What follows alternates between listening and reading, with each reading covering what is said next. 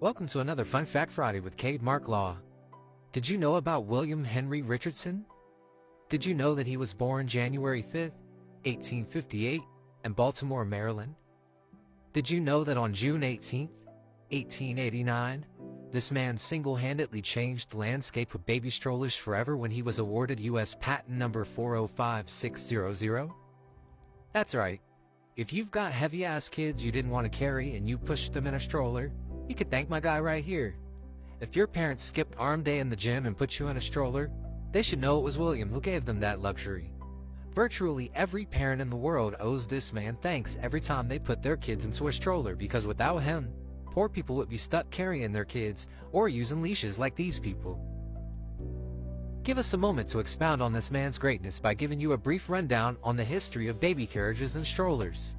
You see, the first baby carriage was invented in 1733 by English architect William Kent. He was tasked with designing one for the Duke of Devonshire's children, and the idea was to create a child's version of a horse-drawn carriage. You know, dukes can't have their children riding like peasants, of course.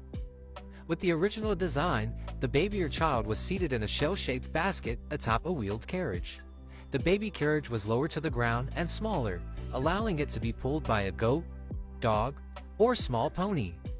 It also has spring suspension for comfort, was gilded with gold and silver, and plush with cushions of the finest cloth, because again, dukes' children ride in style and luxury, not like peasants. Over time, we guess at some point after an Animal Farm-style uprising by the goats, dogs, and small ponies that were tired of the oppression of pulling their child masters in their carriages, later designs substituted handles for parents or nannies to pull the baby carriage rather than using animals. With these designs, it was typical for the carriage to be forward-facing, like modern strollers, but the child's view would be on the rear end of the person doing the pulling. Not the best view. By 1848, likely fueled by his own traumatic memories, Charles Burton invented the push design for baby carriages, which led to a downtick in childhood memories featuring ass, but an uptick in parents pushing the forward-facing shell-shaped carriage from behind, like modern strollers. Still, this design wasn't popular in the United States at first, and Burton took his invention to England, where he patented it as the perambulator, also known as a pram. But did you know that due to the expensive price tag on early strollers and baby carriages, few low-class people had them, and if they did, their carriage would be handcrafted and made of much humbler materials like wood, not gold or silver. Enter our goat, the man himself, Bill Rich. In 1889, his stroller design ditched the Little Mermaid show shape for a basket carriage that was more symmetrical. Not only that, but the bassinet could be positioned to face either out or in, and rotated on a central joint. A limiting device kept it from being rotated more than 90 degrees. The wheels moved independently, and it was more maneuverable.